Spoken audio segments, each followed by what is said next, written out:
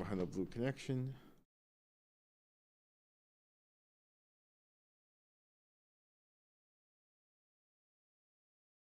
Yeah. No, honestly, last week I was thinking. Oh, we started streaming. I was thinking that we might, instead of casting, we'd play. Yeah, just like play on stream. Yeah. We'll do a Darktide round table. For all you blue curtain people, that's exclusive content since I haven't opened up the check yet. All right, we're gonna hit the transition button now. Hello, welcome to Derps Talk About Games. I'm your co-host Mango, and I am your co-host Buddy. And today we are gonna talk about the EMPRAH. Before we're gonna bring some glory back to the Imperium. Okay, the Emperor hasn't had enough glory recently.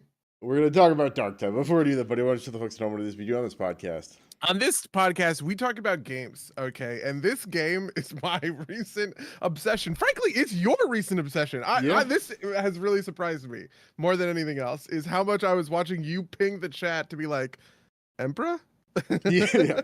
I mean, part of that is just a nice, fun group game, and our group isn't playing WoW as much. So there's that. But, it's a fun way to pass the time. I'm actually curious. So you've played a lot more than I have, right? I don't have a character level 30 yet.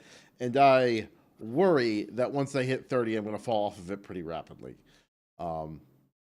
Okay. Well, you know what? Okay, so we're jumping into this a little too hard. We should talk about the game in general terms first. Why don't you pitch the game? But the first thing I want to say is I want to lay out my Darktide bona fides. Right now in Darktide, I have 2 level 30 characters. Okay, for the longest time, I played Darktide on release. We played a bunch, me and a group of friends of mine. We played a bunch. I played a Psyker. My Psyker got into the level 20s before we sort of put it down. We would pop back in just every once in a while, and just like play a tiny bit, but like not really go hard. And then very recently we made the big push to go to 30, and I now have 2 level 30s. And 2 level 25, actually 1 level 26, 1 level 25. So I have all 4 characters almost maxed out in Darktide. And for the last several weeks, I have been really going hard on this. Hello in the chat. Yeah, Sarah, so some friends in the chat, Sarah and Ray. Hey, what's up, you guys? Yeah, it's called No Lifing. Yeah. I have played significantly less. I would not say I've been no-lifing this, but I have a level 16 or 17 Ogryn and a level 13 Veteran. And I've just been kind of working through like those beginning systems. My understanding is the game really opens up once you hit max level. Like I said, I don't know if there's enough progression because like I already find so this is like a Left 4 Dead style game. It's basically the closest parallel I can think of. I didn't play a ton of Vermintide. And I was interested in Darktide, but when it came out, everybody said it was not great. And so when everybody said it got good, and also it was on Game Pass, so I didn't have to spend any dollars on it, I decided to jump in. But the thing that always bothered me about those types of games previously is that it feels like you exhaust the set of maps pretty quickly, and there's not a ton of variation mission to mission. What you play these types of games a lot, right? Like you play these games, you also play Payday a lot, which is also a lot of this. So, what keeps driving you in these types of games to keep playing it? The mastery of the map is what matters. So it's a lot like a raid or Mythic Plus Dungeon would be a good sort of counter example. Where and this is something that sets Darktide apart because Darktide does not have set maps, or well, it does, but in a complex way. So, the thing that makes a Mythic Plus Dungeon fun is you're playing the map for the first time and you're learning it, and as you learn, you refine, and that process of refinement is really interesting, right? To the point where you get to it where you can just run this thing in your sleep. You understand the pulls, you know where the interrupts are, you know what you have to knock out with CC, this kind of stuff, right? The shooter version of this is like in Vermintide, for instance, the objectives are all sort of set in stone. I know where I'm going next. I'm not going to get turned around or lost. I know what's, sort of what's kind of like next in line. So for instance, in something like Payday, those maps are very intricately sort of woven, kind of like tapestries of like enemies and objectives, and you have people sort of flowing from point A to point B, right? So a typical Payday thing in Payday 3 might be you start the mission quasi stealth, you complete the first objective stealth, but then a guard sees you and you go, okay, well, fuck it, we'll just go loud for the rest of the mission, and then you just complete the rest of it loud. And so now you have a drill that gets dropped on the roof. Somebody has to go up to the roof, get the drill. You have you're looting side rooms, you're picking up bags, you're collecting those bags into a central location. Okay, now we are in the vault, we have looted the vault, and we need to move those bags to a holding point, and then move that holding point like further forward until we can all like make our getaway. Like all of this tactical stuff is kind of happening. That's set in stone every time, and that refining process is the process that makes it fun.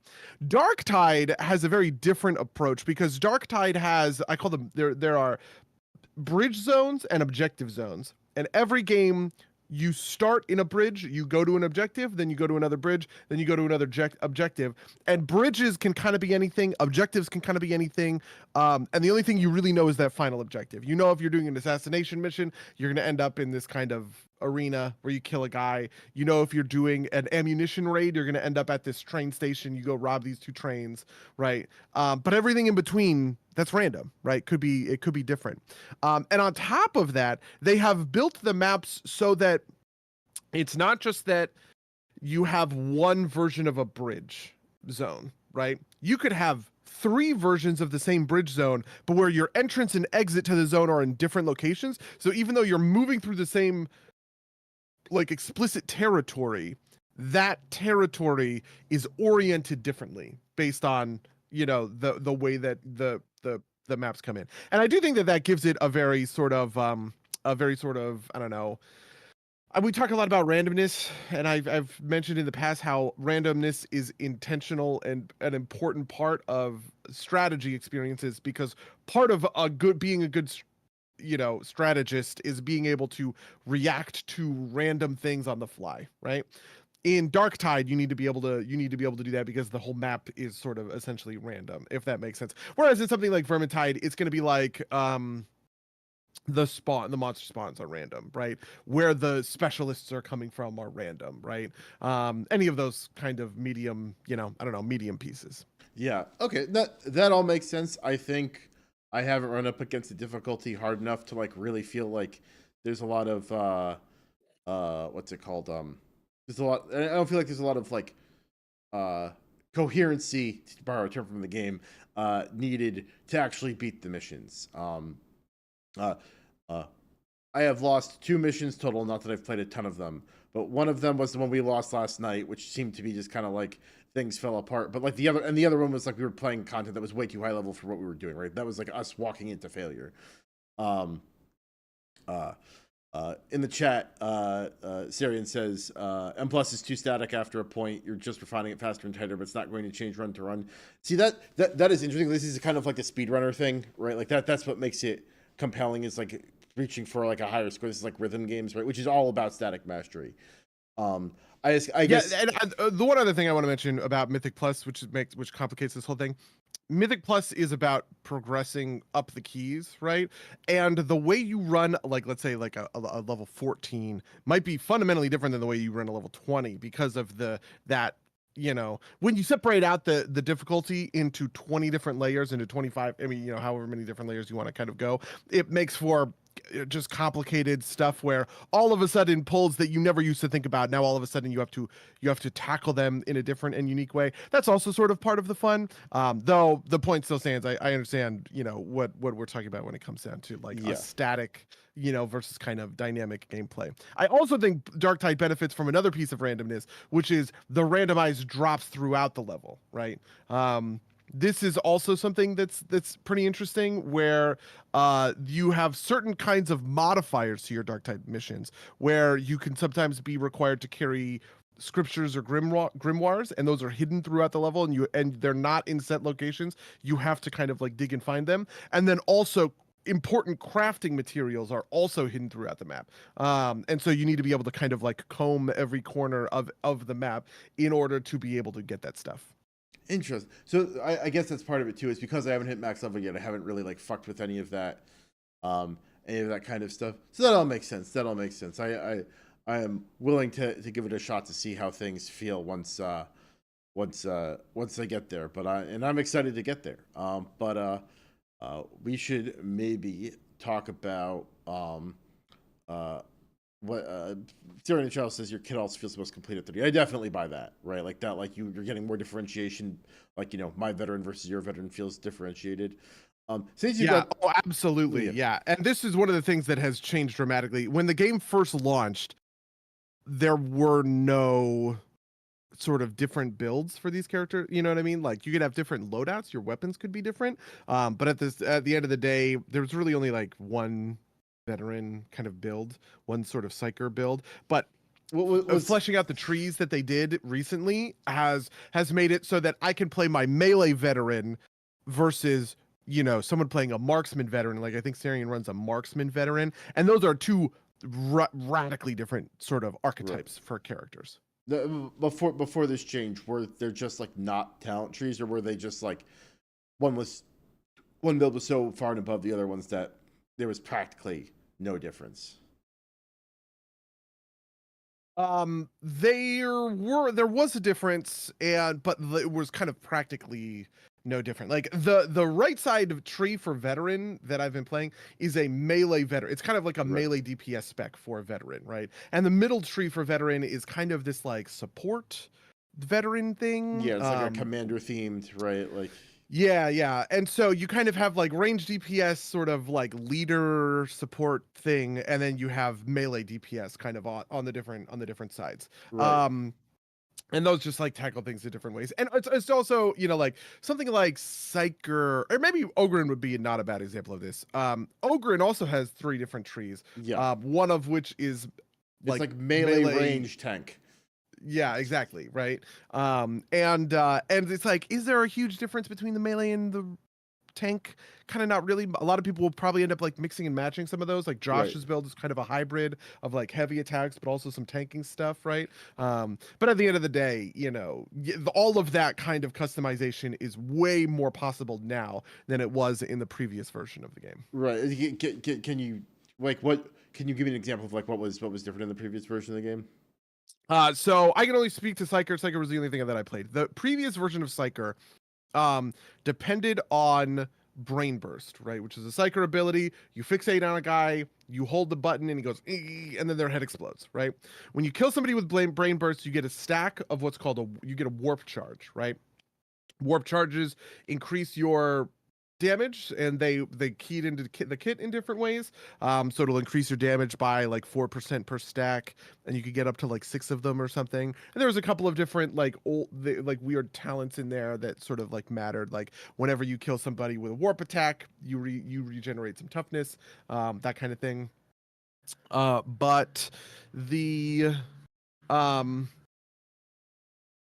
new version of Psyker, Brain Blast is only one of 3 abilities, right? You can also take a sort of chain lightning ability that does low damage but will stun a group of enemies, so your teammates can kind of clean them up, right? This is kind of like a support Psyker build. And then there's also these knives, right? You know, the thing that you've seen Lou use, right? Like the psychic shards, which are you know, kind of it's like it'll hit a guy and then it will bounce to 2 additional targets, kind of like chain lightning also, but like in a different kind of way. And that one is all about like keeping your charges of your shards up, essentially. And so you just have just like these different builds make the like the game play. So the answer is that they just like added a bunch more abilities and that caused bigger differentiation. Mm-hmm. Okay, that makes sense.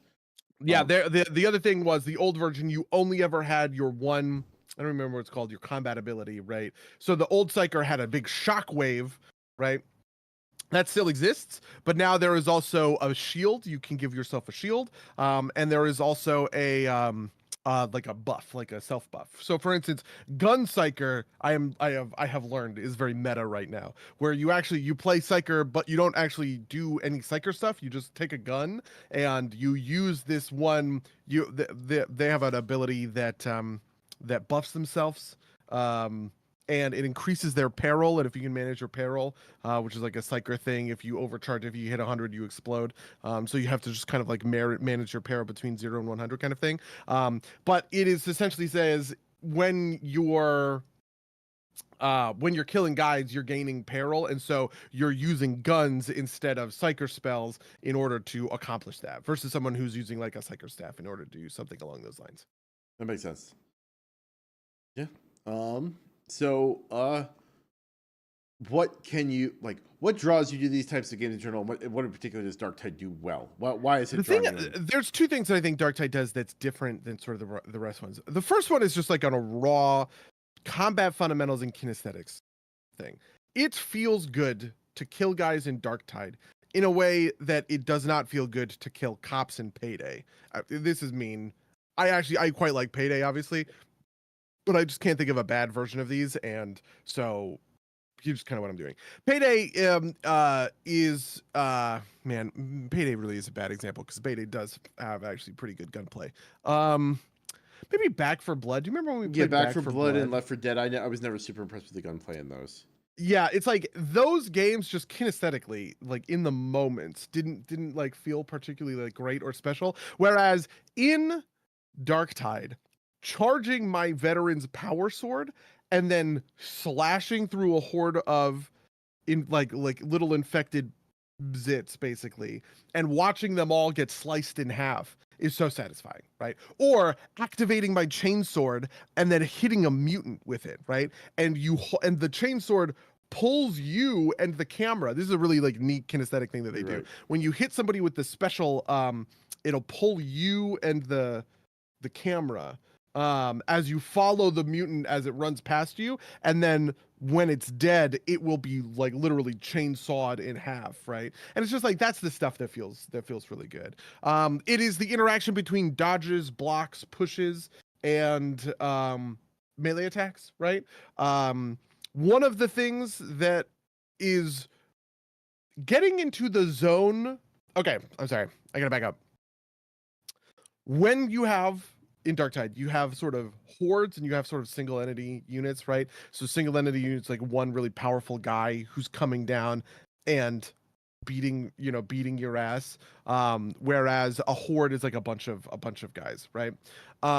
You hear a sound when you know there's a melee attack incoming, and it's one of the most interesting ways I've ever seen sound design used to kind of like further gameplay, because it trains you when you hear the sound to dodge, right? And so you might dodge left or right, right? And there are a couple of different sounds that you might dodge for. So for instance, there's a special enemy, the Trapper. He will have a special sound, and you can dodge to the side of the net when it fires. Or the same thing for a sniper shot. You can dodge out of the way of a sniper shot if you time it like just right. All of that timing stuff is just like really fun. As well as like the blocking and pushing kind of gameplay, right?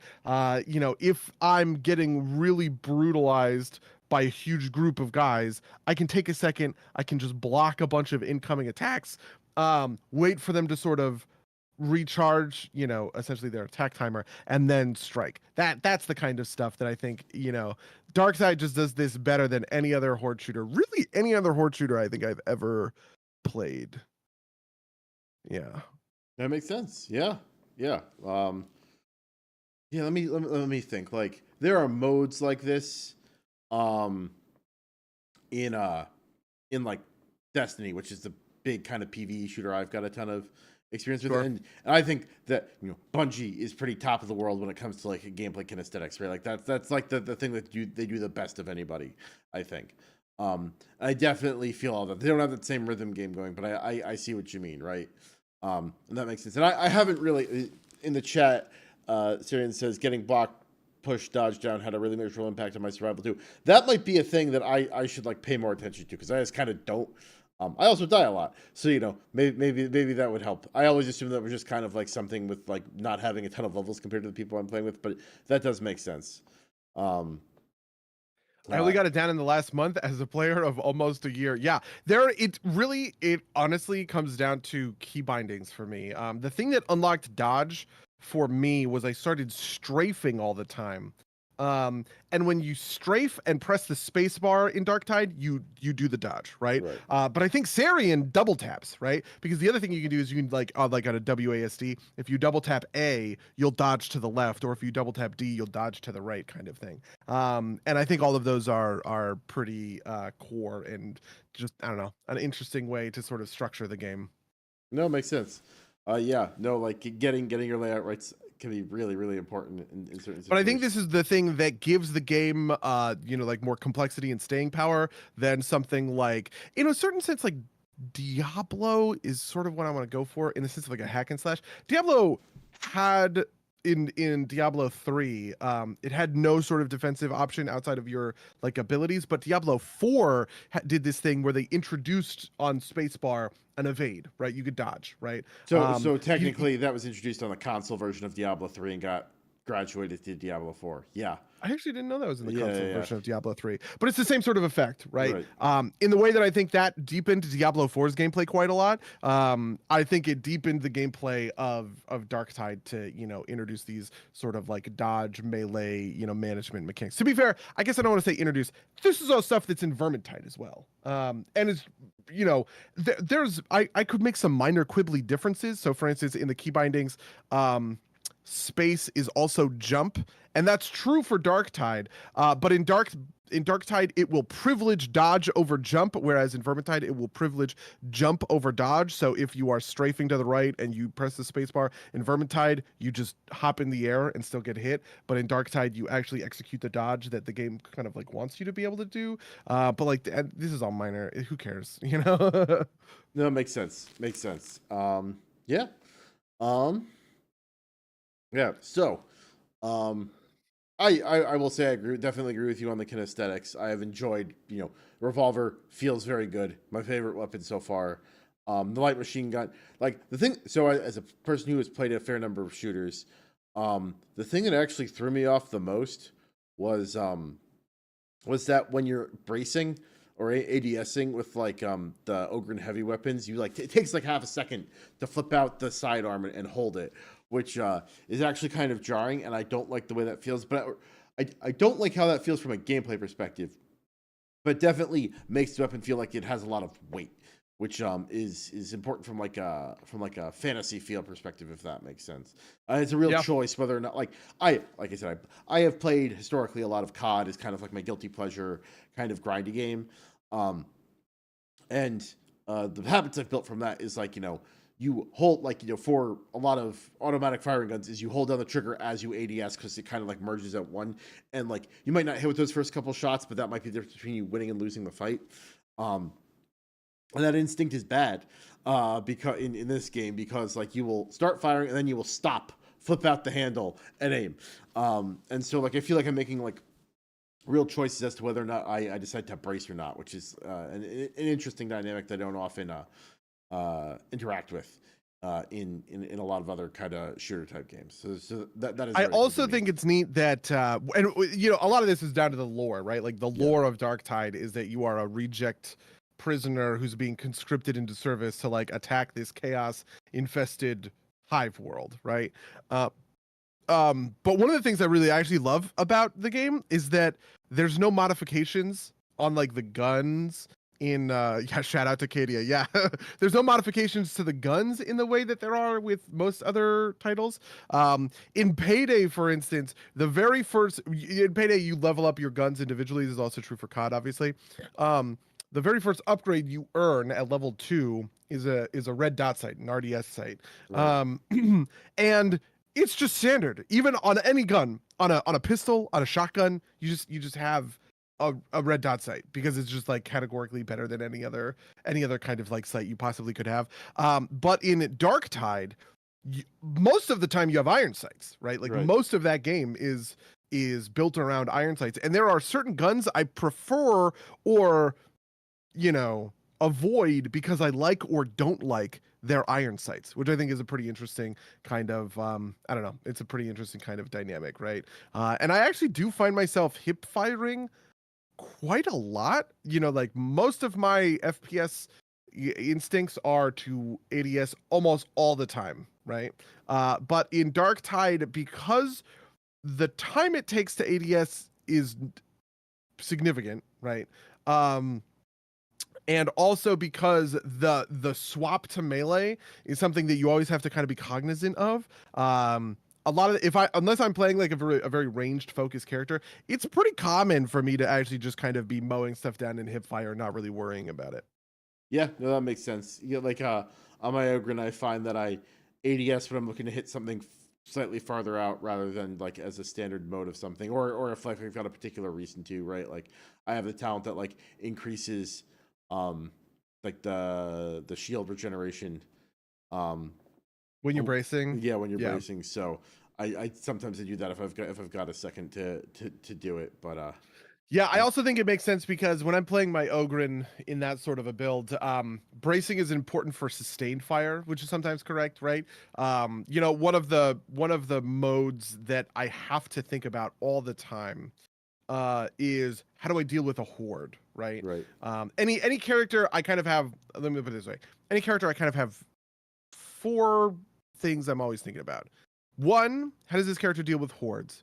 2, how does this character deal with kind of, you know, like standalone kind of, we might call them mid-level enemies, right? Not named enemies or like not elites or specials. But you know, but also just kind of normal guys, right? 3, how to deal with elites, which are combat focused, in the sense of they are actively trying to kill me. So these are gunners, shotgunners, and ragers, you know, maulers, that kind of stuff. And then specials, who are typically not trying to, like, they're all kind of trying to kill you, but like they're doing stuff like if a trapper shows up or a dog shows up, right? My approach to those enemies is way different, basically. And I think all of that stuff is like, there are times when I will use one gun for one thing and not another, right? So I will brace that double, I don't remember what it's called, like the twin linked gun that the Ogryns have. Yeah. I will just sit there, brace the whole time, and just empty an entire clip into an oncoming horde of infected, because the point is, any bullet is going to hit something. I just need to make sure that I don't have insane recoil, and bracing solves for that, right? Versus just walking up to a regular guy, I'm not going to brace for that. I'm just going to hit him with hip fire and just get on with my day. I will say on the kinesthetics note for that, like that particular thing is a thing that I have definitely done, is like just start mowing things down, make a little space, aim down sights, continue going, and then you hear the ting as you hit the end of the clip, and then the ranged ability instantly reloads your gun. It takes like half an hour to reload your gun, reload the gun. So it's just 2 full clips of that, and then like whatever I'm wielding comes out, and I start slicing. It's great. It is a great kinesthetic feeling. Yeah. In the chat, Syrian says ADS is my default. I also get like 300% weak spot damage. So this is an interesting thing, because like the veteran actually feels very good to ADS with, right? Like it's snappy, it's quick, it's like a COD, right? So like, and it really, I guess it kind of really supports that like level of play, right? Like even like, again, I've played limited time on limited, you know, on only 2 classes, but like even the Ogryn, like I've also used the shotgun on the Ogryn, right? And you can aim down the sights, and that makes it like slightly less spread, I guess, maybe, right? Like, and it feels like much less necessary there. Yeah, all the las guns are also red dot sights, which really helps. Yeah, I definitely feel that, because like, so for instance, I very rarely ADS when I'm playing my Zealot when he has a shotgun, for instance, because, you know, it's a shotgun. But also, a Zealot is a melee focused character, right? Generally speaking, I have my chainsword. That's what I'm using to deal with most threats, and I am just pulling out the shotgun at opportune moments to kind of deal with medium range threats when I can't close the gap any other. You know, when I can't close the gap any other way, right? That kind of thing. And I think all of that is just like a really, I don't know. I think that there's a lot of really cool and fun interplay there that is neat, I guess I would say. The other thing I wanted to mention, we were talking about maps earlier, and I had one other thing I just wanted to mention, because I think it is the core thing. If I'm going to like actually point to one specific thing that makes Darktide good, this is it. Because those crafting materials are so important, right? You need plasteel and diamantine in order to upgrade weapons. And you have essentially what is a Diablo loot system, right? Where you're upgrading from uncommon to rare to legendary, or uncommon to rare to epic to legendary, right? And you're trying to roll the appropriate stats or whatever. You need a lot of diamantine and plasteel in order to support that. And diamantine and plasteel only come from these like little hidden spots. But the thing is, the maps themselves are actually pretty big, and the best way to kind of approach that is typically to just sort of fan out, and have everybody kind of root around all these little nooks and crannies. But it's also the game is a very dangerous when you're on your own. You're not regenerating health, or well, not really health, toughness. Yeah. When you're on your own, you're not getting bonuses from your allies when you're on your own. And obviously you don't have support for a lot of the kind of like single pick you off kinds of enemies, like the dogs who can lock you down, the trappers who can lock you down, or other enemies that are, you know, pretty just like lethal in one-on-one sort of scenarios, right? If I open up a room and it's full of 4 ragers, it's pretty likely that I'm going to go down, you know, kind of like facing that onslaught. And so there's this real tension there, which I think is really complicated to get right, and Darktide absolutely nails it, between the incentive to split up and explore and the incentive to group together and stay as kind of a unit. I don't know how you feel necessarily about that, because obviously I guess you don't necessarily feel the importance of diamantine and plasteel in the way that some of the others of us do. Yeah. Well, I mean, part of that is like the standard kind of like, I'm going to call it the gamer's curse, right? Is like, there's no point in me upgrading any of my stuff, right? Because it can't come with me. And it's just kind of like, you know, and I'm still getting like, you know, objectively better gear with each mission that I play, right? Like I have yet to, like, way back when I started, like there was one mission I went on where I didn't get a piece of gear that I immediately replaced whatever else I was using with, right? Now I'm like constantly doing that. You know, it's just like, even if I don't particularly like the weapon, it's like, you know, it's a power upgrade and I figure I should try these all out anyway, type of deal. Since I'm about halfway through the leveling journey. This is actually something I'm interested in, since presumably you did it from fresh, right? Like, I've been playing with you guys. You guys have very high level characters. I am having an accelerated journey through the levels of this game. How long did it take you to get your first character to 30? Probably, I don't know, like 40 hours, 60 hours, maybe. Okay. Well, let's take a look. What is my currently played in Darktide? 130 hours. I probably played like 60 of these hours in the last couple of weeks, right? So say it took me 70, yeah, maybe like 50, 60 hours. I don't know, just a bunch. But are you talking about being able to go right up into Malice, the 3rd difficulty? No, stuff like, you know, my first mission I only gained a level, but like my 2nd and 3rd missions I gained like 2 or 3 per, right? Like, and even still, right? Like I'm getting regularly like 1.5, 1 3/4 levels, as we play, which is you know, I assume much faster than the standard game pace. Yeah, I think part of it was we stayed at difficulty 1 and 2 for quite a while. Okay. I don't really know that we started running difficulty 3 until level 20, but it's kind of did I ever tell you the story about how my Mythic Plus group, we took fresh characters to, at the time it was level 60, this was in Shadowlands. We took fresh characters to level 60, and then we immediately went and did Mythic Plus dungeons at, you know, with like leveling gear basically. And we just wanted to see how high we could push it. And we ended up pushing to plus 13 on a keystone on just like completely blank characters. That was just a representation of how far sort of, you know, game knowledge takes you in this sort of way. And I think the same thing is sort of happening now. I basically made a character, and, you know, I made my Ogryn, or maybe my Veteran was the last character I made, one of the two. I think last week or the week before, and I basically just walked in at like level 2. I did play my first mission at rank 2, and then I was like, that was easy. I'm playing on Malice from here on out, and I've just walked through, Malice ever since. But the jump from Malice to Heresy, which is from difficulty 3 to difficulty 4, is pretty extensive. So there's No, that piece of the puzzle. That makes sense. Like I've never played a level 1 mission like at all. And that seems like not the wrong response. Like even when when I was queuing into games with some friends that weren't like, we weren't, nobody was on max level character. We were getting like level 1s at like, difficulty 2. And it kind of worked, right? Like it seems like level 1, like it's not like you get enough of a time boost to make like a difficulty 1 mission worth playing. Yeah, I think if you have the sort of fundamentals to be, I don't know, to like dodging, blocking, that kind of stuff, maybe, like, generally speaking, Malice is not going to be like an insane challenge. And Malice, like, and the better missions you do, not only the better experience you get. Frankly, I don't really care about the experience. I'm not, it's not hard for me to get these characters to 30. Yeah, it's not what I care about. What I care about is the plasteel and diamantine, right? Every rank 3 mission has the same chance to get about 100 diamantine, about 200 plasteel out of that.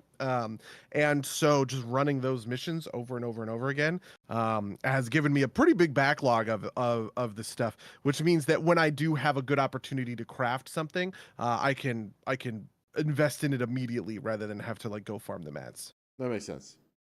Yeah. You are probably that's going to happen for you at level 30, and I bet it's going to feel really good, to be honest. Is you're probably going to get to level 30, you're going to just like spend down a bunch of these crafting materials that you have, and you're going to have a pretty like tricked out loadout. Because one of the things that I actually think is interestingly frustrating about Darktide, and probably I don't know how you would solve for this, is that playing at low levels sucks because the weapons are purposefully dog shit.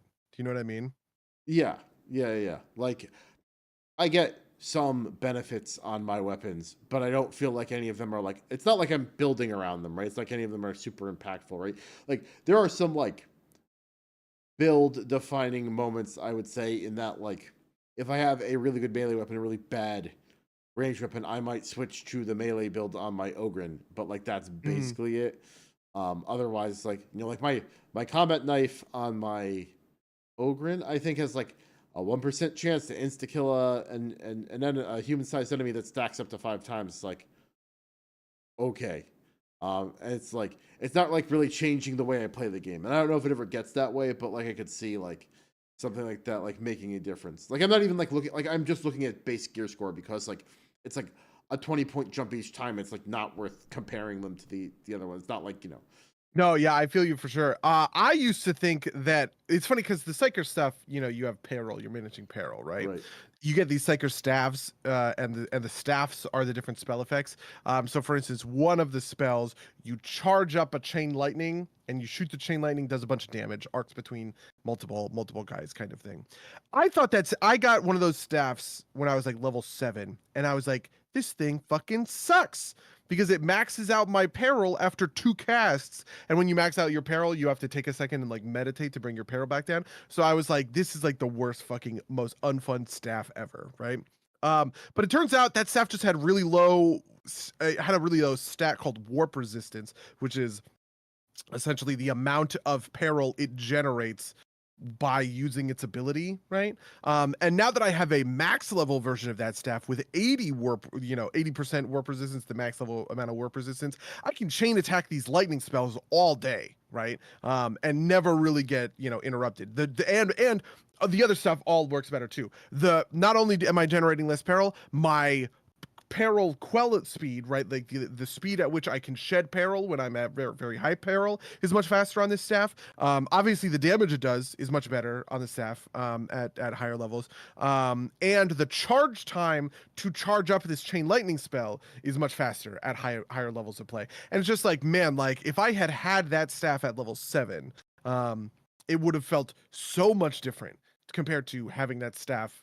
at level 30, as well as kind of the intervening talent points. I don't want to undersell that piece of it. The talent points do matter. The talent points affect all of this stuff and make it more or less fun and interesting to kind of like build around or whatever. I have some talents that make it so that I have more warp resistance than just the base staff gives me, kind of thing. But yeah, I don't really know how to solve for that when it comes to Darktide.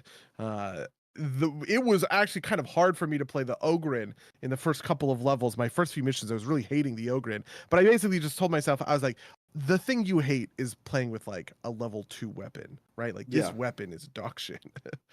Yeah, no, I feel that. I think the Ogryn helped me like in the beginning of the game because like once I switched to veteran, it's like, oh, I'm actually really fragile. The Ogryn comes with a bunch of built-in survivability that makes the early game like in the way when like whenever you play a game with friends that are much higher level than you feel kind of like the puppy that's like trailing along behind, right? The Ogryn's like natural tankiness is like, okay, I'll walk over here and like do the objective while the other people shoot stuff. I've got enough health to kind of like tank my way through that. Whereas like the veteran felt like I'm ineffective at shooting things and I'll die instantly. So it wasn't... yeah. Listen, the die instantly part does not go away. Okay, you're gonna keep dying instantly. I promise. I mean, that's not true. The interesting thing about the veteran, I'm actually weirdly tanky on all 3 of my Ogryn, Psyker, and Zealot, because of the way all classes get ways in which they regenerate toughness. But the interesting thing about the veteran is the way the veteran regains toughness is sort of just worse than everybody else. And they will eventually have talents that can make their toughness regeneration much better. So on my veteran now, who is like a tanky melee veteran, he is actually very good at regenerating toughness. He's a very resilient character. In fact, he's kind of almost toughness focused in a way. But any version of sort of marksman veteran is just like singular mid-level enemies will like breathe on you and you will fall over and die. Yes. Especially if like you're carrying 2 grimoires, like the party's carrying 2 grimoires, it's like, oh god. I'm going to will like grimoires as a mechanic are pretty interesting. Just for the folks at home, grimoires are cursed tomes that you can find, right? And when you have them in your inventory, they curse you for a flat amount, which reduces your max health, right? They curse the whole party for a flat amount. Yeah, it curses the whole party for a flat amount, reduces your max health. I think that amount is 30, but it also progressively curses you the longer you carry it without healing, right? So even if you're just carrying the grimoire, it will eventually reduce your max health to 1. It won't actually outright kill you, but at that point, any single hit would kill you. And so that's part of what makes grimoires interesting. The other thing that makes grimoires interesting is you can spec for them. I have a bunch of grimoire corruption resistance in my build, which basically means that on the characters I almost always take this on all of my characters. On the characters where I'm, like carrying a grimoire or whatever, I'm probably only losing, I don't know, maybe like 10% of my health, or maybe I don't know what the numbers would be. Maybe I'm only losing like 15% or something. It reduces it by, it reduces my grimoire corruption by half. But it means that instead of going down to like a sliver of my health just by carrying 2 grimoires in the party, I actually have a lot of a health bar to work with. That makes sense. Is that a curio thing, or is that a or relic thing, or is that a talent? It's a curio thing. It's there are some talents that do interact with this, but it is fundamentally a curio thing where you spec your curio to have corruption resistance. Makes sense. Yeah. Excuse my yawning. It is daylight savings time, or it's the day after daylight savings time. It's screwed with me, which is a lie. I just didn't sleep well last night. But,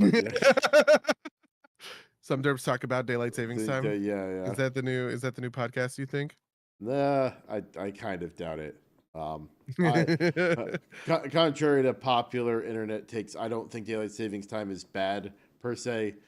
I'm just tired today. Fair enough. Yeah, I think it's better for it to be darker earlier than it is to be. I feel that it's like better to get dark earlier than it is better to be dark in the morning. And just in terms of like general things. But Orion in the chat. Daylight savings time is dog shit. Okay. Yeah. Well, I mean, most people who want to standardize around on DST, not on standard, right? Because we just moved to standard, right? Okay. Yeah. And I mean, it's already like 3/4 of the year at this point, right? They pushed in the Bush administration. They pushed it back by like 2 months. Dark at 4 p.m. is stupid and awful. Not as bad as dark at like 8 a.m. I prefer it to be like I have to wake up in the morning and sometimes I have to go to work, and I'd rather it be light out when I'm going to work than when I'm coming home. But that's the difference of opinion. These are your daylight savings opinions, okay? Yeah. Listen, what does the Emperor tell me about daylight savings? Okay, that's what I need to know.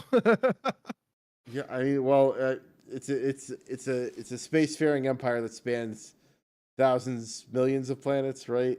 Mm-hmm. Yeah. Speaking of the Emperor, I do want to mention one thing. I've found a lot of praise on Darktide, and I am hopelessly addicted to it at the moment. So much so that while I was driving around listening to the Darktide soundtrack, because I just needed it in my veins. Okay. But Darktide has a really awful sort of story piece of the puzzle, which does suck, and I kind of hate it. It's sort of the cipher problem. Have you ever heard of the cipher problem when it comes to game it's funny. I want to mention a game like Skyrim has a cipher problem because you can play anybody, right? So the game isn't specific. The story can never be specific in the way that for instance, maybe Mass Effect. Right. You're still playing Shepard. That's a specific story, playing a specific character. You're just kind of guiding that character through or whatever.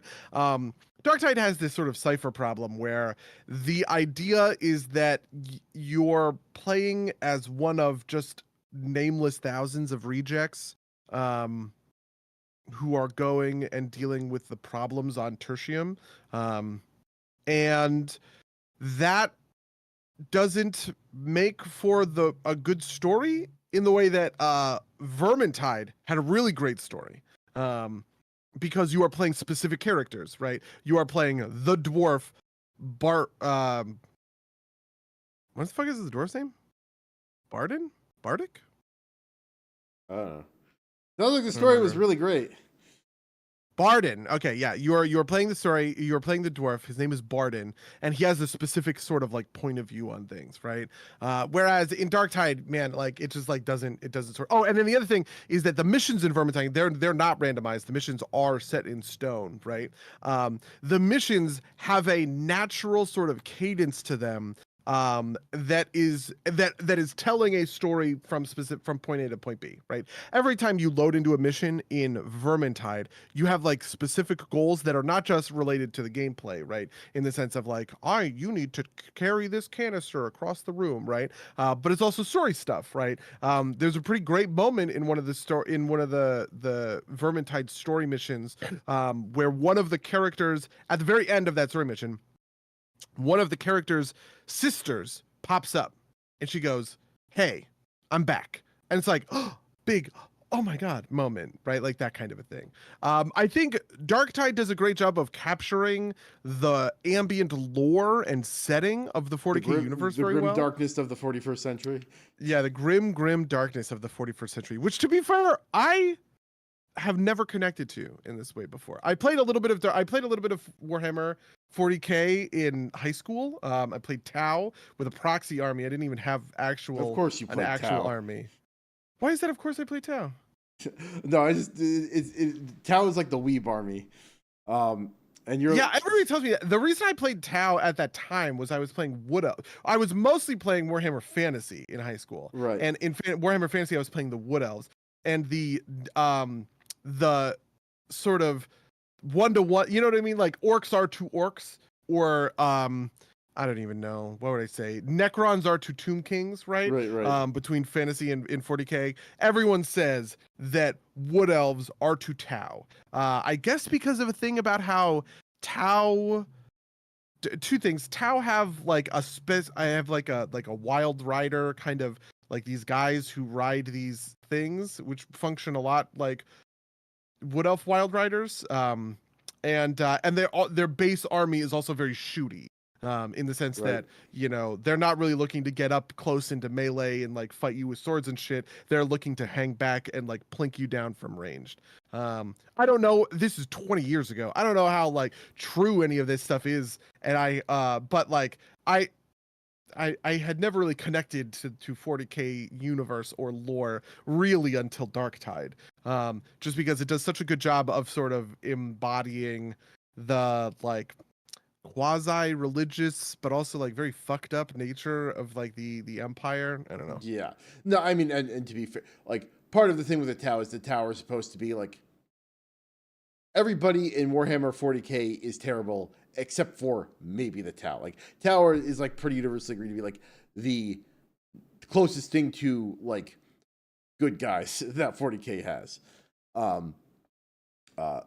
Which is kind of interesting, but right, but, even the Eldar. I thought the high Eldar were the Eldar are like sclerotic and like also like arrogant assholes, right? Like they're okay. like they're like what's wrong with they're like the bad parts of elves is my understanding of it. I'm no I mean the expert. Eldar and the Dark Eldar are pretty clearly 1-to-1 on the high elves and the dark elves. And yeah, and it's not like, and the Dark Eldar are like kind of like openly bad because they have like, you know, big sex parties and like, you know, and like murder part. That sounds based as fuck, man. I don't know what you're talking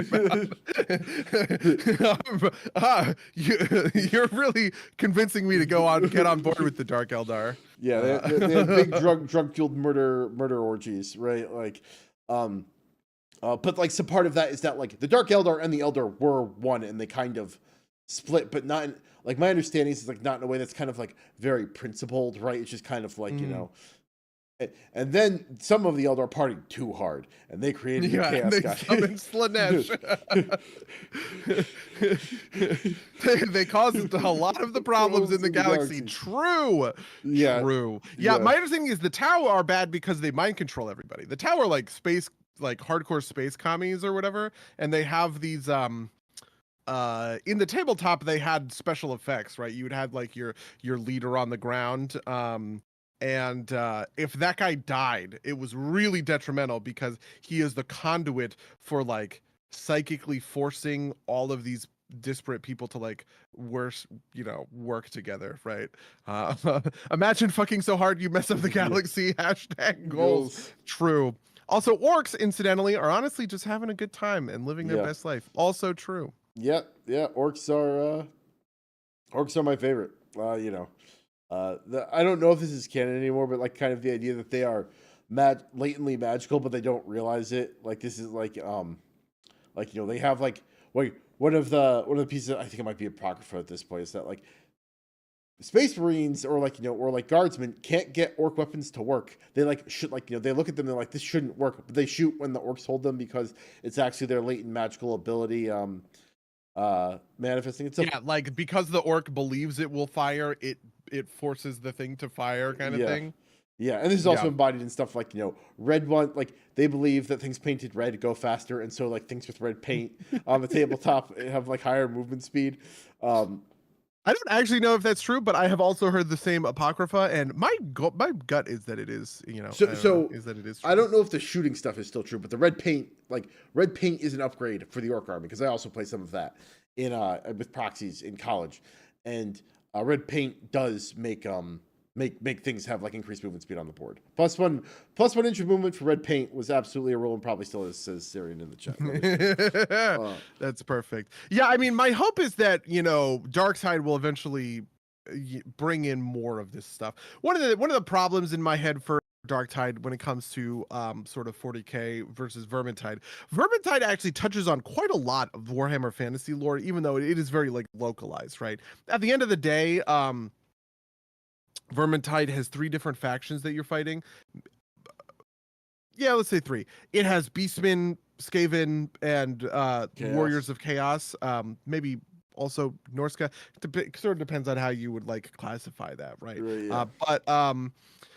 So those are, like those are 3 factions that you're fighting against. And then also the characters themselves, the five main characters actually have quite a lot of sort of overlap with lots of different pieces of Warhammer, or of like Warhammer fantasy lore, right? So for instance, there is the prestige class Grail Knight, which is Bretonia. There's Empire Captain, there's like mercenary something, there's Huntsman, right? That's all for one character, right? And that these are different pieces of Empire lore. This is a piece of Bretonian lore. The Elven character has Shade, which is like a dark elf assassin. She has Handmaiden, which is like a high elf kind of spear warrior. And then she has Waystalker and Sister of the Thorn, which are 2 different versions of like different pieces of kind of like wood elf lore. You're just pulling from a lot of Barden is pulling a bunch of different pieces of dwarf lore. He has the Ironbreaker, which are the super heavy tank, like elite tank melee infantry of the dwarves. He has Slayer. Dwarven Slayers are obviously like a huge thing. And just like all of those pieces touch a very wide variety of the Warhammer fantasy universe, even if it is pretty localized to just kind of like the Empire, this little piece of the Empire. Darktide does not have that same level of breadth. In fact, it kind of has like negative levels of breadth. I don't know if Scabs and Dregs, which are the 2 factions that you can fight right now in Darktide, are representative in any kind of way, but I don't get the sense that they are. You're mostly just fighting kind of these like generic humans, you're like chaos enemies, right? And even like the special units aren't particularly like interesting or flavorful, right? It's not like I'm ever fighting a Chaos Space Marine, right? Which would be ridiculous, by the way, for the record. That would be absolutely crazy in Warhammer 40k sort of standards. But you do fight Chaos Warriors, right? In Vermintide. You fight the specialists are Clan Eshin Assassins, right? Which is a unit from the tabletop. Rattling Gunners, unit from the tabletop. Poison Wind Globadiers, that's a unit from the tabletop, right? Most of these like special sort of enemies in Darktide are just kind of generic, right? And it's not like there's any of like this is a real cool, interesting kind of like deep cut to what makes the 40k lore cool or unique or special. Also because famously the Imperium hates Xenos so much, it's unlikely that we would ever really see some form of cross-pollination, right? Yeah, so for instance, and that's also not unique to the Empire, right? Like most of the factions in 40k do not cooperate with each other, right? Like like the Space Marines cooperate with the Imperial Guard, and then there's like jokes about like orcs disguising themselves as Space Marines, but that's like not like a real thing. Anyway, you were saying, it's not like you could ever have in Vermintide, you can have an elf who works together with a dwarf who works together with people from the Empire, right?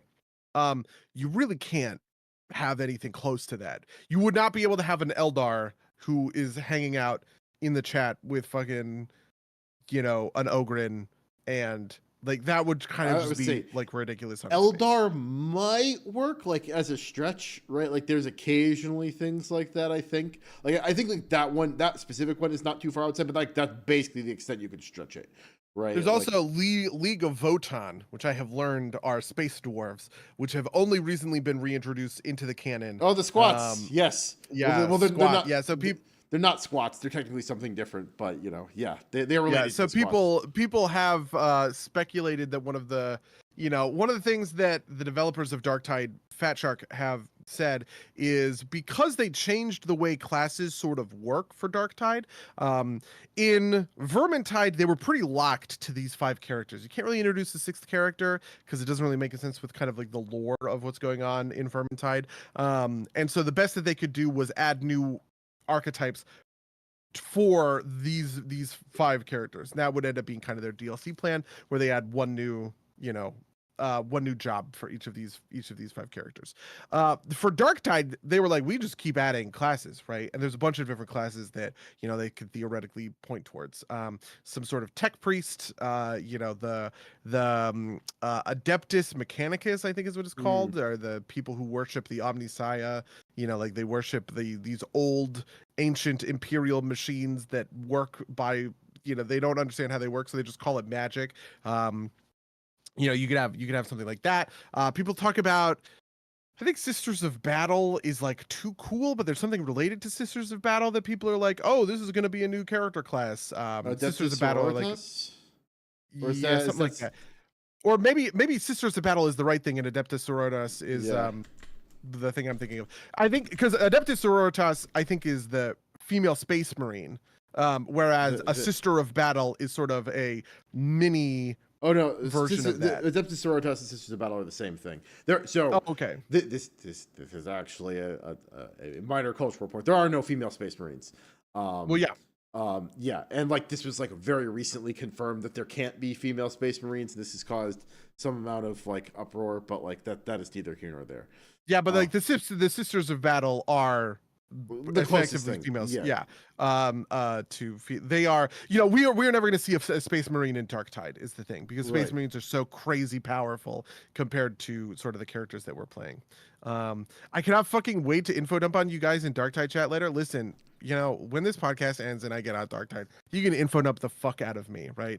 But anyway, the point I'm making is I think that the gameplay design of Darktide is very good and receptive to this sort of stuff. And even if I think that the lore is not going to have a lot of good things to sort of offer for, like future classes in terms of rejects, the game is designed in such a place that adding new classes will be, I think, pretty good, pretty fun.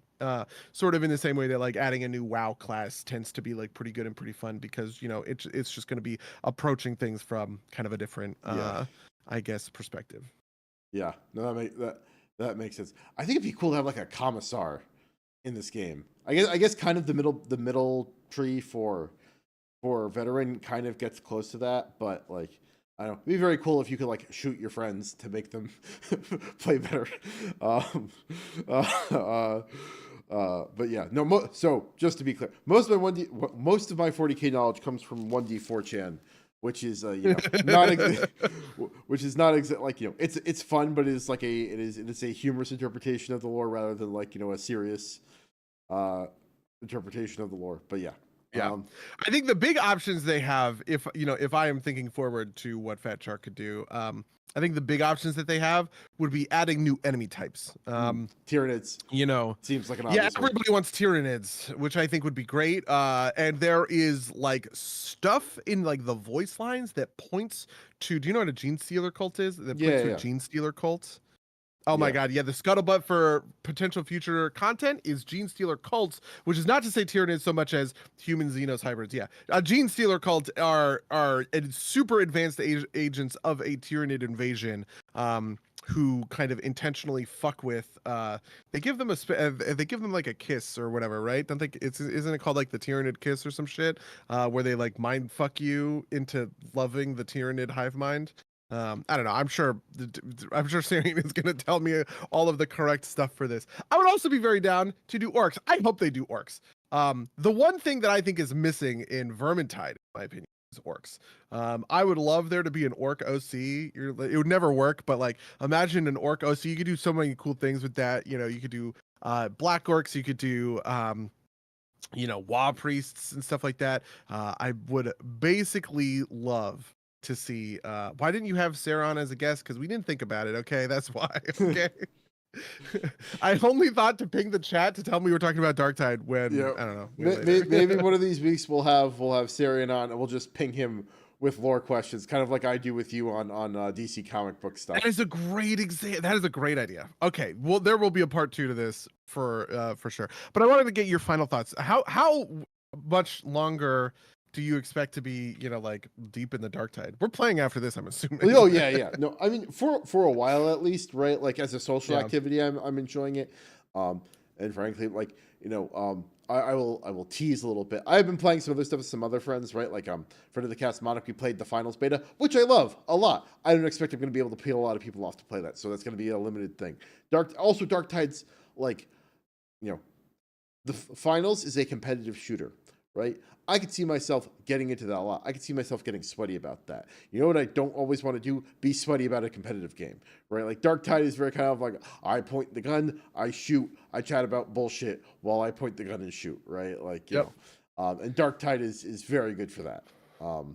I will be very interested to see. We didn't talk a lot about some of like the end game mechanics, and maybe we'll just save that for like later or whatever. When it comes to sort of like setting up deeper like builds and what is a good weapon, that kind of stuff.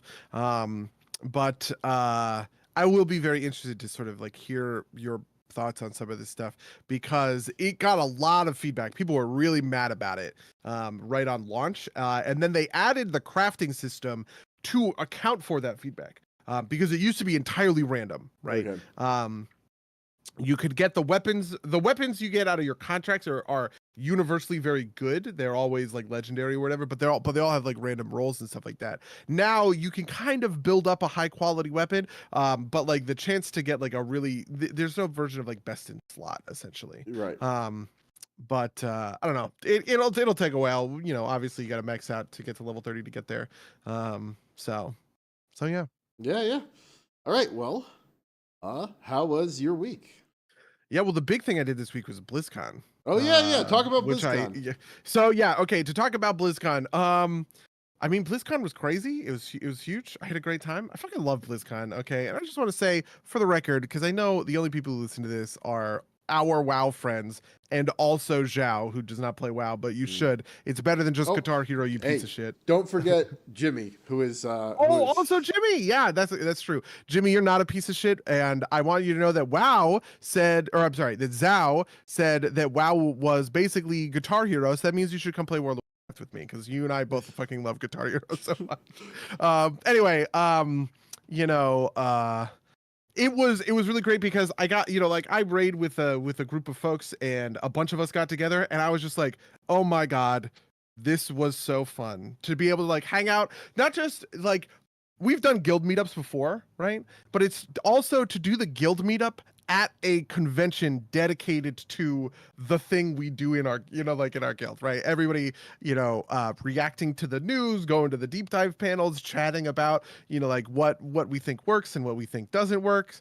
All that stuff is just like, God, I know that's an obvious thing. I know what I'm saying is obvious, right? It's fun to hang out with your friends at a convention for the thing that you like doing with your friends.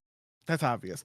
But it is so much more fun than I realized it would be. And I just had to say that for the record. Yeah, I mean, I would say we did something like, it wasn't exactly the thing that we do, but and you had to work, but like PAX East was a lot like that too, right? Mm-hmm. It was good to hang out with people, good to see people, that type of deal.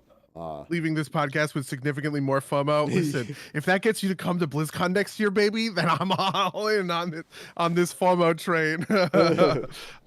Anyway, let me talk about some of the stuff that happened. Most of the games, like there was not like a ton of really like crazy news. All of the big news was basically centered in the WoW universe. But just to touch on some stuff, they announced a new Overwatch hero, a new Overwatch game mode, which I'm kind of actually interested in. The new game mode is called Clash, and it's sort of a redesign of the fundamentals of what was called 2CP, the 2 capture point maps. 2 capture points were famously really, people hated them in the Overwatch community, and they took them off of the sort of playable rotation because they were kind of deemed to be uncompetitive. But the new version of those maps is basically Arathi Basin, but in Overwatch, which I'm just like, yeah, funny. The best battleground in World of Warcraft also makes for the best, PvP shooter map, basically.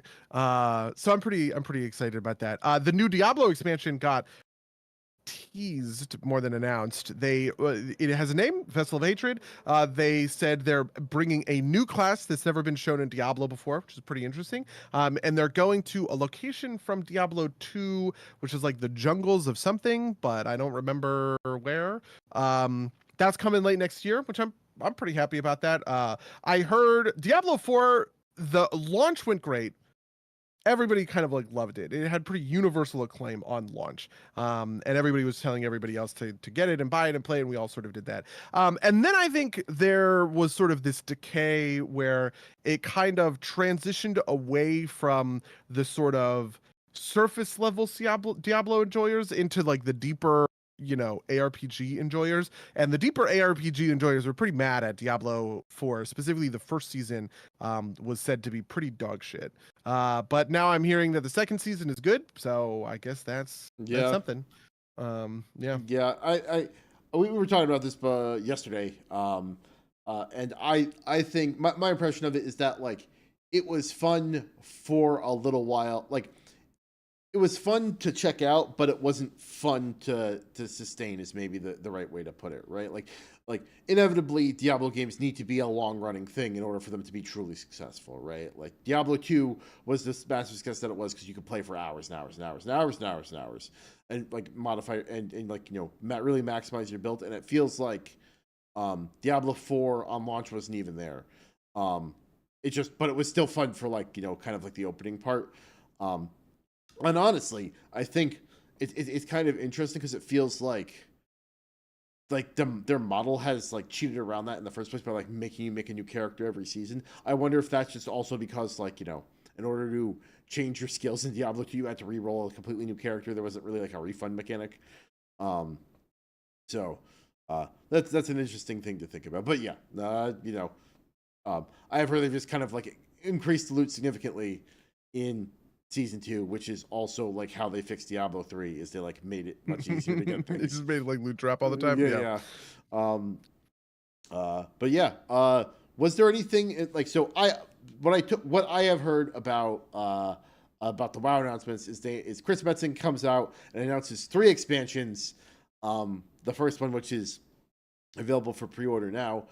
Was there anything in particular out of the WoW announcements that you thought was notable, worth talking about?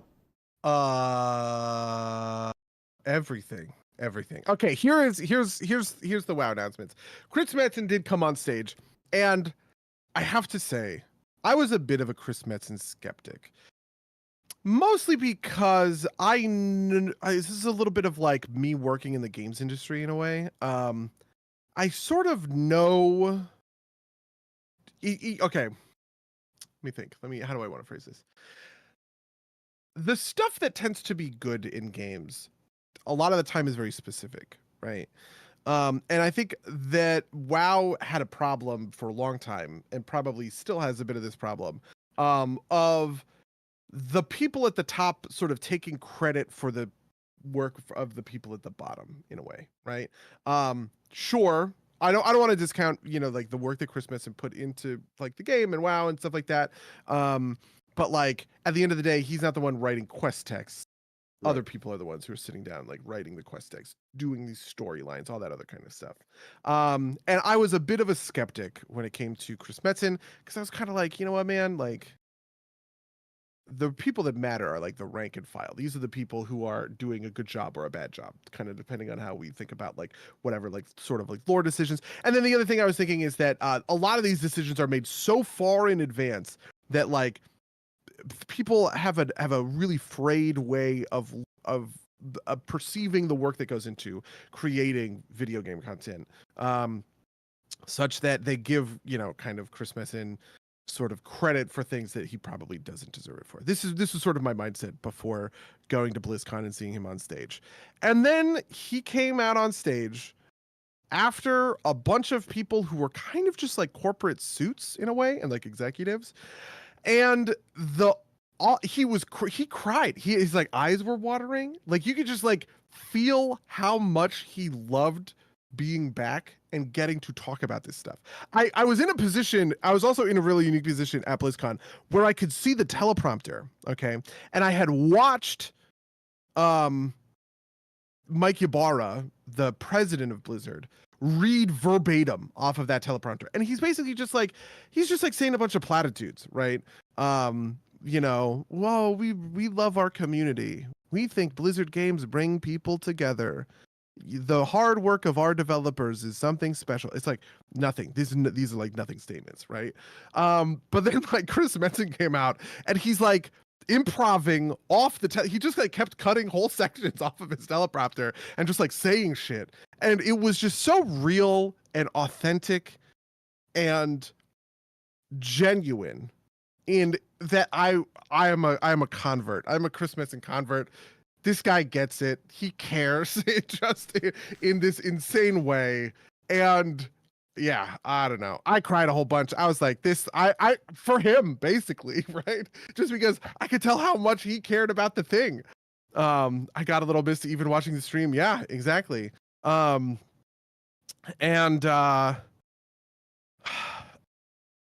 And so anyway, Chris Metzen gets on screen or on stage and he announces 3 expansions. Okay, the next 3 expansions as part of a blanket trilogy called the World Soul Saga.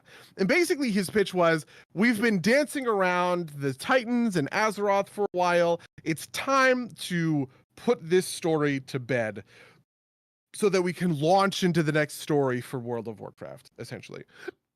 And the story that we're putting to bed is the World Soul Saga, right? The saga of Azeroth and what's going on with Azeroth and, you know, stuff. And so he announces 3 expansions. The first expansion is called The War Within, okay? The War Within is like an expansion where we're going underground. We're going into the heart of Azeroth itself. Do you know the Nerubians from... Yeah. Yeah, the ancient Nerubian Empire is getting awakened by Xal'atath the Harbinger. Xal'atath is I don't think she's quite an old god herself.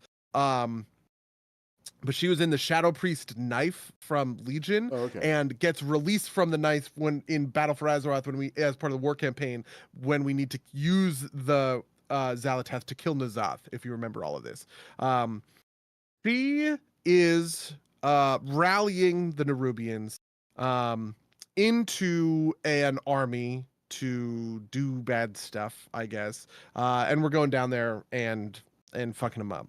The next expansion after that is going to be called World of Warcraft Midnight, which is a return to the old world expansion where we are going to Quel'Thalas, okay? And the armies of the Void are going to be attacking Azeroth, trying to snuff out the Sunwell in Silvermoon in Quel'Thalas. You know, he mentioned that it was about like bringing the elven tribes together and doing all this other sort of stuff. And then the final expansion in this trilogy is going to be World of Warcraft The Last Titan, where apparently we are going to learn the secrets of the Titans kind of once and for all, right? What did they actually have in store for Azeroth when they originated the planet and all this other sort of, you know, all the other sort of adjacent stuff. Key in this is the Sword of Sargeras. They showed a cinematic, which is the cinematic for the War Within, where we find PTSD Andy, who's no longer Anduin, who's no longer in Twink era. He is now in his grizzled era. And Thrall is like, Big Andy, we need you. And then Andy is like, but I still have PTSD. And Thrall is like, I know, it sucks. But also, the voice of Azeroth is talking to us, and we need to figure out what it is. And then he's like, what is it? And Thrall's like, I don't know, but I know that sword was meant for something. And then he points to the Sword of Sargeras lodged in the crust of Azeroth in Silithis. There's a bunch of gameplay stuff associated with all this, but that's just sort of the story pitch that we got in the opening ceremony. Where does that leave you? What do you think about all this? Are they planning on having these expansions have like the normal expansion runtime? Like it's not going to be accelerated at all? My expectation is that it's accelerated. I don't know. Like it's like 6 or 9 years of content being announced last week. That just doesn't seem right? Like, so you know, is sort of in a way. I think they've wanted to do yearly expansion for a long time. This was actually announced a long time ago at one of maybe BlizzCon 2012 or something, where they said that that actually Warlords was supposed to be the start of this. That they were going to do yearly expansions. But then Warlords was like a fucking train wreck. And so we've had expansions every 2 years since then. They said it was going to be accelerated. Maybe we'll see. I don't know. I don't know. So from like a purely kind of like economics point of view, right? Like if they do yearly expansions and want me to pay $60 a year or $60, $60 a year on top of my WoW subscription, I'll probably do it. I wonder how angry it'll make people, right? Like, Yep. because like this is like like the Destiny model is like $60 plus like 45. I guess it's $60 plus like 15 a quarter maybe, right? Yeah, So because like you get the battle pass also, right? yeah. Maybe you could do this like I my big conspiracy theory is now that the Microsoft thing is in stone is like how much does WoW get wrapped into Game Pass, and like how much do they use as a justification to boost the price of Game Pass? I don't know. I read an article about that. I'm actually pretty happy about the Microsoft merger. I have Jason too. Schreier wrote an article talking about kind of what he learned at BlizzCon, and one of the things he learned was that Phil Spencer has a very hands-off approach to managing sort of subsidiary game studios compared to Bobby Kotick. Bobby Kotick was very hands-on, constantly pressuring for sort of more, and like chasing the money apparently. Whereas Phil Spencer is much more concerned with quality, like letting companies do what they want outside of his sort of like overseer thing. And Jason Schreier talked about how this had a lot to do with stock price. Fluctuations in the performance of Blizzard manifestly changed Activision stock price, whereas now that is very unlikely to happen, right? It's not like Microsoft is going to go up or down in shares because WoW has a good or bad expansion. Nobody like seems to care about that. It will. It just won't be as much, right? Like yeah, true. Like the video game division for Microsoft has always been questionable how much it like directly affects the bottom line. Isn't more of just kind of like a goodwill project, right? Like and also like a diversification aspect, right? Like Microsoft's core business is still like Windows and three. Oh no! I just had the worst idea. Is like you like make you rage at somebody in World of Warcraft, and all of a sudden you can't access Office 360 anymore. This is gonna happen. This is gonna happen, buddy. Yeah, I mean, yeah. My expectation, to be fair, is maybe the WoW expansions will come a little faster. This is something we'd seen after WoD. Legion came in September, and then Battle for Azeroth came in August, I believe. So those expansions were getting kind of faster and faster, but then Shadowlands kind of punted everything because it was a very slow sort of like cadence. And so I don't know. We'll see. I don't know what's gonna end up I don't know what's gonna end up happening. We'll see. I guess is the answer. In the chat, Sarian says, "How do we feel about paid early access?" Yeah, so this is a big thing. There's the base edition. I actually quite like this, to be fair. There's the base edition, which is $50, which is actually quite cheap compared to mostly you'd expect the base edition to be like $70, like $60-$70. Yeah, like the new COD is $70 for the base edition.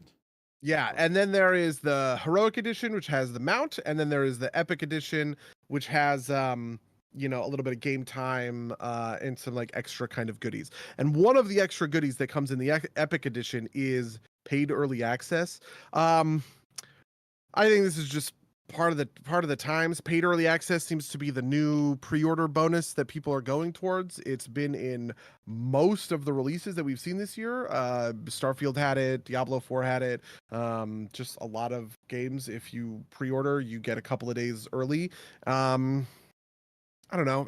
Did you have thoughts about that? Do you care? I don't know. I don't know if I care or not. I care less about. It's interesting because it's the first time I've seen it with like an expansion, right? Like with an expansion for a live service game, right? Because like, basically it means that like some people get 3 days head start against the rest of I assume if you're going for world first, everybody's gonna be buying the epic edition, but that doesn't concern me too much. In general, it doesn't bother me too much. It depends on the price differential, right? Like for games where there is not as much of a multiplayer component, I think it's like basically of no consequence at all, right? Like if you're excited for it, you like Starfield makes no difference to me, right? If you want a couple of days early access, that's fine, right? It's not like, you're affecting the competitive landscape at all based on that. 3 days is not too bad to me, right? Like, it does that doesn't bother me too much. Yeah, I guess that's where I landed. It doesn't bother me too much. Especially since it's like one of many things, right? Like if it was like even like $10 for 3 days early access, and that was the only additional benefit, I might be skeeved out. But it's not, and so it doesn't bother me too much. Yeah, Sarah says I'm not planning on getting Epic tight into the year and all, and I feel like bummed in those I'm gonna get a little bummed in those first few days just from a hype play new content with friends perspective. Yeah, it's complicated for me. I hate playing with friends on launch. I like to experience WoW expansions alone or at best with my partner. And I like to take my time. I hate the idea of sort of like a rush to level whatever. I just want to sit there. I want to read all the quest text. I want to go find the nooks and crannies. I want to completely, lose myself in 6 hours as I chase down like profession recipes and stuff like that as I'm like leveling my blacksmithing. It's like that's the stuff that matters to me on a launch. None of the, like I care so little for sort of the rush to like the rush to end game, or even just sort of the like the play as a group thing, right? I know people who do that, and I obviously kind of respect them. So the Epic Edition doesn't really affect me in that. I guess honestly maybe the Epic Edition will be better for me if I have it, because you'll be done and you can yeah, because what the thing that had happened, I actually pissed my friends off because I was the last one of us to hit level 70 because I was like, no, I'm taking my time. Okay, don't rush me. You know what I mean? Yeah, I mean, also, I was also doing something right in the middle of the Dragonflight last year. I think I had a trip planned for like that weekend or something. Maybe that was the weekend we went back to the East Coast to like visit like Rachel's mom. And so anyway, yeah, I don't know. To be fair, I think if it were me, if I am the head of marketing at fucking, World of Warcraft Blizzard Entertainment, I probably would want to take that Epic Edition thing away. What we did talk about gameplay stuff, and I can get into that in a second if you really want to. But one of the big things that makes the new expansion announcement so successful, in my opinion, has been a pretty dogmatic adherence to what people say they always want to hear. You know what I mean? They always, there are so many things, frankly, things that I have personally argued against. And they're just sort of doing that stuff. And so I don't know. I guess we'll kind of see where we end up, see where things come down. Do we know what's happening with dragon riding? It's getting folded into the base game called Dynamic Flight, and it happens everywhere from now on. Oh, awesome! It's actually a 10 point. I think it's a 10.2.5 thing, to be fair. And are like the existing flying old mounts? Yeah, every mount becomes a dragon riding mount, is my understanding. Oh, that's awesome. Yeah, they had talked about how they weren't sure people were going to respond well to dragon riding, but they had hoped people would respond to it, which makes sense. And when they did, they pretty quickly made plans to integrate it into the rest of the game, which is, adding animations, dragon riding animations for all of the different mount types, which frankly I think that is a pretty daunting undertaking.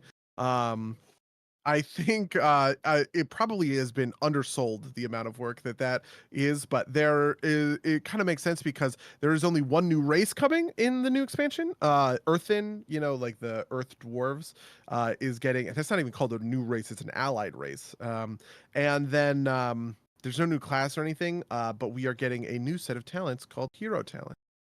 Interesting. Yeah, which are 10 levels of talents that are like shared between your class trees. So for you, monk, there are sort of subclasses, right? And there are subclasses that are like overlaps between, two of your 3 specs. So for monk, there is Shadowpan is one, Conduit of the Celestials is another, and Master of Harmony is the third one. So I'm pretty sure, and it's like a triangle, right? there are two that are linked at all sort of times. So I'm pretty sure for Windwalker, you're going to have the choice between Shadowpan hero talents or Conduit of the Celestials hero talents, and it's depending on, do you want to sort of, I don't want to call it cross-classing because it's not cross-class, just sort of, new talents that interact with the two things. Shadowpan is probably Windwalker Brewmaster. Conduit of the Celestials is Mistweaver Windwalker. Interesting. Very, very cool. Yeah. The only thing that vaguely worries me about the thing is that like ground bounce are already a thing that like feels like you don't really get to use them much anymore.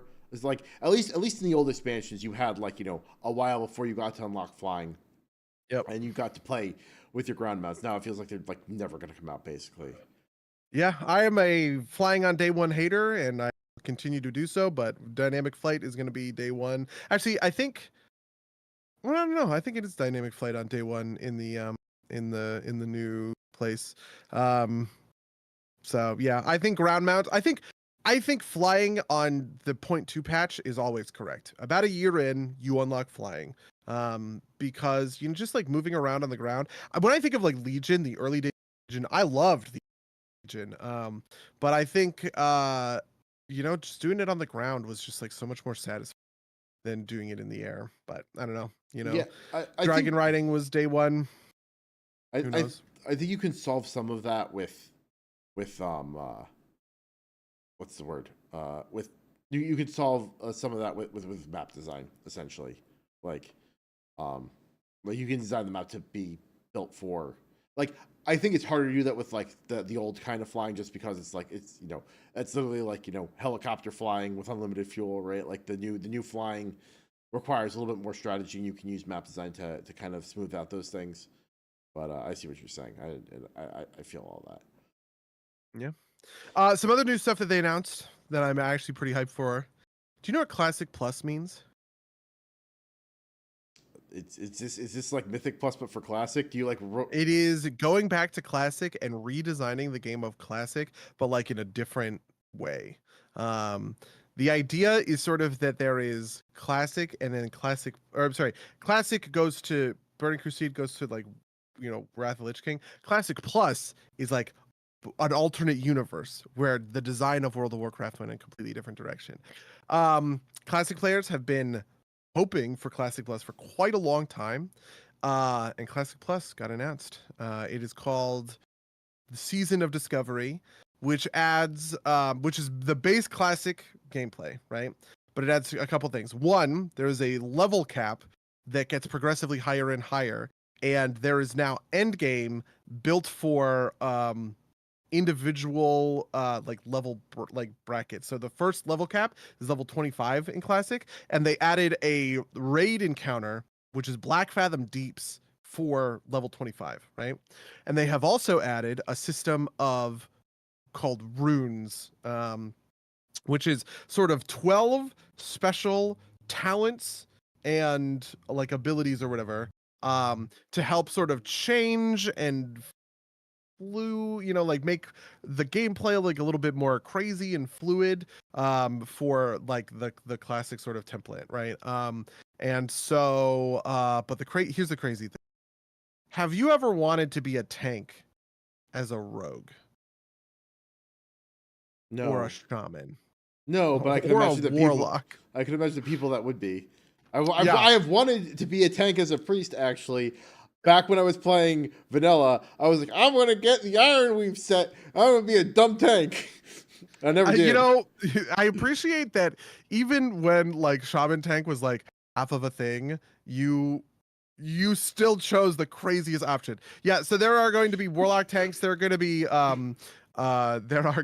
mage healers, there's going to be rogue tanks, there's going to be shaman tanks, and all that stuff is coming in Season of Mastery, because you can get certain abilities that will essentially it turns like one of your abilities into taunt. So for rogues, it's your feint ability becomes a taunt. And you take less damage, and you're no longer able to be critically struck when you have Blade Dance active, right? Like this kind of thing. So we'll be seeing some of that. That's coming very soon. That's November 30th. That's interesting. That's like, it's almost like WoW 2. It is almost like WoW 2, yeah. And basically, the idea is that they're just going to keep progressively raising like the level cap higher and higher. So it starts at 25, and they teased that the future raid encounters are Gnomrigan, Scarlet Monastery, and the Karazhan. They're going to do a vanilla version of Karazhan, which famously came, obviously, in the Burning Crusade. I'm just like, what the fuck is on here? This is crazy. But I'm very excited for it. The other thing that they talked about is two new things. One, a world PvP thing where Ashenvale kind of becomes like an open air battleground, basically, sort of based on the design of Alterac Valley, but it is server based rather than being instance based. And then also they had talked about that they're adding a ton of new like secrets and content to the game, so that like at the bottom of a cave you might have a chest, and that chest is new and does new things, because one of the things about classic is obviously pretty solved at this point, right. So they are adding a ton of new content, and there's no beta or PTR, so it's just going to drop and we're going to figure it out live. Very cool.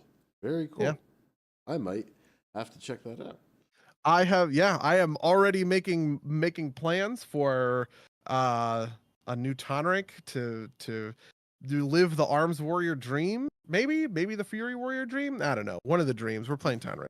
Maybe I will go back to a priest. Maybe I'll. My original priest was One True Mango, because that was like that era where I was just like naming everything the same thing. Maybe I'll resurrect Steve Areno. Oh my God, Steve Arena! What a great name. Yeah. Anyway, there were some more BlizzCon stuff. We can talk about some of these later. We're getting over time, and I really want to play Darktide tonight. Yeah. I just got a couple of things I want to go real quick. Like I said earlier, Sure. Finals beta, super fun. I actually do want to play more of that. Essentially, it's a competitive shooter. You have 3 classes: light, medium, heavy. That's literally the 3 classes. That's like Tribes. Did you ever play Tribes? I have. I love Tribes. I love Tribes, but okay. Anyway, so this is not Tribes, but it does have a lot of cool movement. Okay. The big features are fully destructible environments. The main game mode is essentially you collect coins and you have to bank them. There's a lot of play around, like, you're starting to bank something, and then like the other team can come in and steal it from you. A bunch of stuff like that. Another big mechanic is there's a lot of stuff that's like goo. Essentially, you can fire like a goo gun or a goo grenade, and it like makes terrain that you can then burn and break again. Lots of very cool movement. Like the heavy has this big charge and he goes and slams. The light has like a grappling hook. And there's these 3 classes, but they also have a lot of, like, you can switch out equipment between them. There's this idea that like you can't switch mid-match to a different class or totally different equipment, but you have a second set of reserve equipment that you can swap out when you die. There's a lot of like picking things up, moving around. Very cool shooter. I encourage everybody to check it out. And the other thing, and the only reason we're bringing it up now is I meant to bring this up a couple of weeks ago, is this is a thing in my life, it's also WoW related, is in the national political lexicon, I have heard multiple times people refer to Leroy Jenkins, right? Like, I think one of it was like called like, I think it was the Freedom Caucus, the Leroy Jenkins Caucus or something like that. To the point where like a political podcast I listened to had the clip, like, Leroy. Wow. And it's like, oh my God, I'm going to have to explain to a kid someday what Leroy Jenkins is and where it came from. And I can be like, and I was there. I remember when it was invented. I saw it in 480p on YouTube. My cousin showed me Leroy Jenkins because I told him I was playing World of Warcraft. And he was like, oh my God, I have to show you this thing. That was the first time I ever saw Leroy Jenkins. Yeah. I was not playing WoW, and one of my friends showed it to me. And first they had to explain to me all of the context so that I understood what was happening in Leroy Jenkins.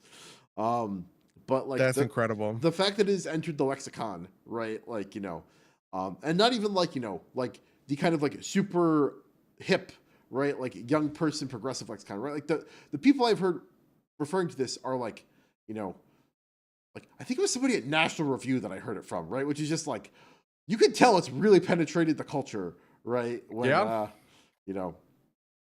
when people like that are talking about Leroy Jenkins. But that was the thing I wanted to point out, is that like it is so mainstream that it is part of like the political lexicon now. That is honestly really funny. It's really amazing. Yeah. But with that, I'm going to say, if you would like to talk to us about any of the stuff that we talked about on this podcast, you can email us at derpsgames@gmail.com or podcast@derpsgames.com, or watch us live on twitch.tv/derpsgames or youtube.com/@derpsgames, where these go out live. That's you can review us on iTunes, all that good stuff. All the links in the description. That's everything I wanted to promote. Buddy, do you have anything that you're looking to promote? I have nothing that I'm looking to promote this week, bud. Well, I guess actually that's not true. Universe for Sale does have a release date next week. November 16th is Universe for Sale. Go buy it. Yay! I guess. Yay. Well, in that case, I'm going to say until next time, dear listeners. For the Emperor, loyal listeners.